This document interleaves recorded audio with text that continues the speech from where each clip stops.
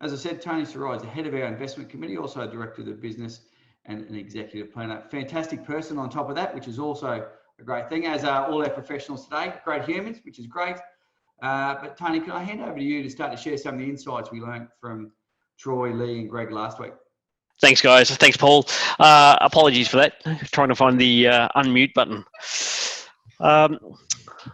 So some of the data, and we'll start by looking at the data that has come out. So as you may be aware, or as you may have heard, that the economic data is the worst on record. And as it says here, the Great Lockdown, the world economy will experience the worst recession since the Great Depression.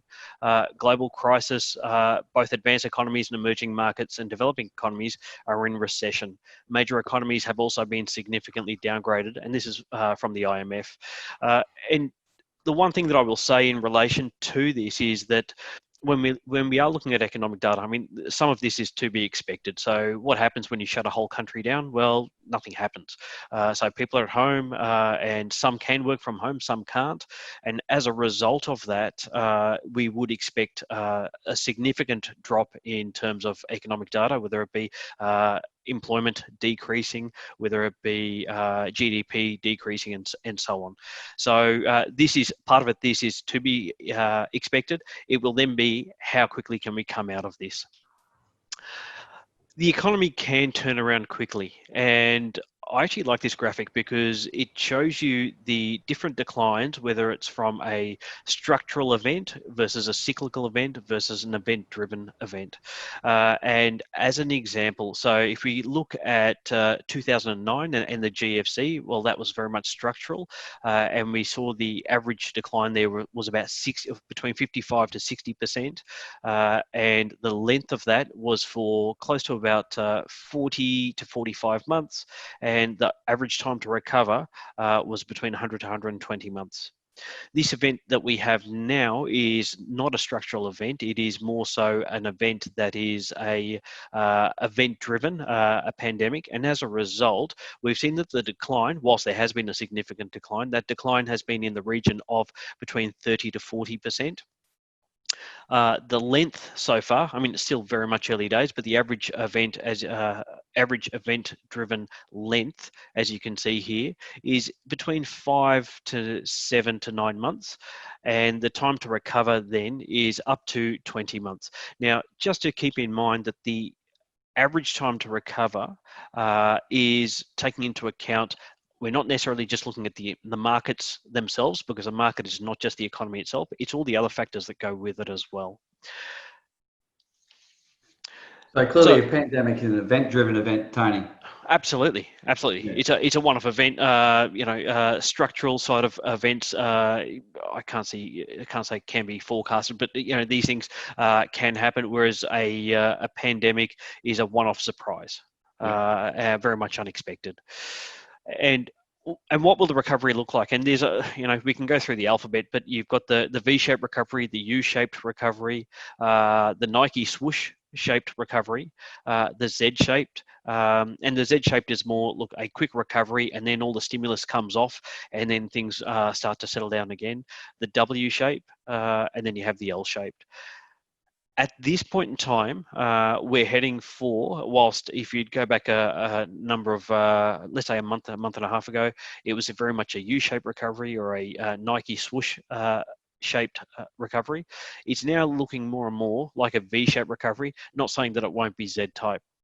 And an example of that is this headline, and this graphic is from this morning.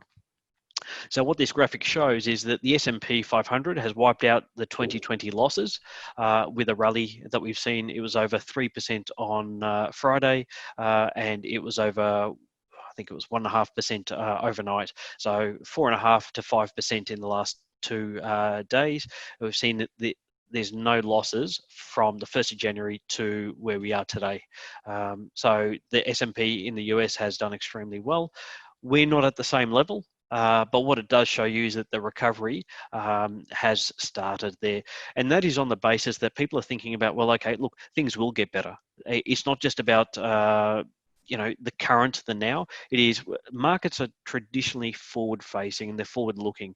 They're looking at data that's what may happen, and that's what you're buying into when you're buying assets. Whereas the economic data that you receive or that you hear on the news is looking at GDP figures were this, or that the unemployment rate was that. And so that's something that's a difference there.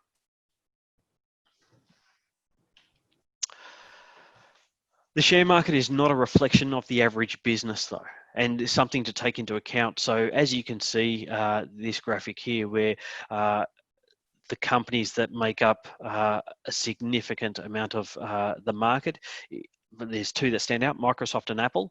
Then you've got Amazon, Alphabet, which is Google, and Facebook. Then you do have some of the smaller I'll say smaller, they're not small companies by any means. They are very large companies, but certainly not as significant as the others. And you'll just see some names within there. So Marriott's in there, American Airlines, some other random ones in there as well. Yum Brands, which owns all the KFC, Taco Bells, and Pizza Hut over in the US and part of it around the world as well. So they're all very, very large companies, but as you can see, they're dwarfed by Microsoft, Apple, Amazon, Alphabet, and Facebook. More tech-orientated companies, and it is these companies that have done extremely well. I'll say over the last 3 months that have helped the US in terms of their market recovery. So Tony, is that also demonstrating that, like you said before, it's the difference between the market and the economy?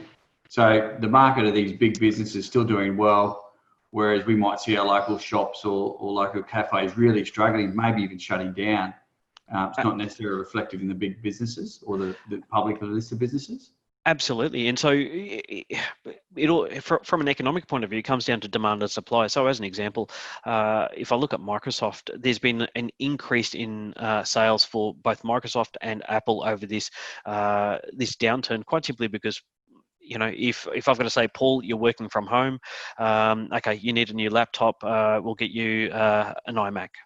Okay, or whether it be, you need the Windows software that goes with it. Okay, we'll get some Microsoft software that goes with it, and so on. So some of those companies, and this is across the whole economy, not just, and I'll talk about the US, but also the world. But there's economies there that are doing extremely well, and there's there's businesses out there doing extremely well, and there's businesses out there that are really struggling. There are some good quality businesses that aren't doing well at this point in time, or that will have a lag in terms of their pipeline of whether it be sales that slow down now as things start to ramp up, and then they'll have to pick up a little bit later on. Not every business is the same. Mm.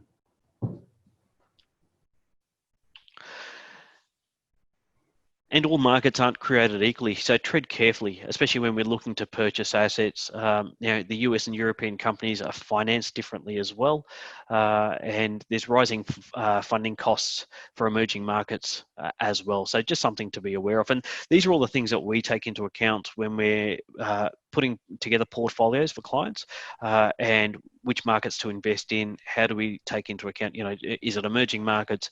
Is it in international? If we're looking at international, do we take into account, or we do take into account where the dollar is at the moment, where it's heading. So news as of this morning, the dollar's heading well and truly for 70 cents to US, and that's compared to where we were not too long ago, where we were sitting at 50 cents to the dollar.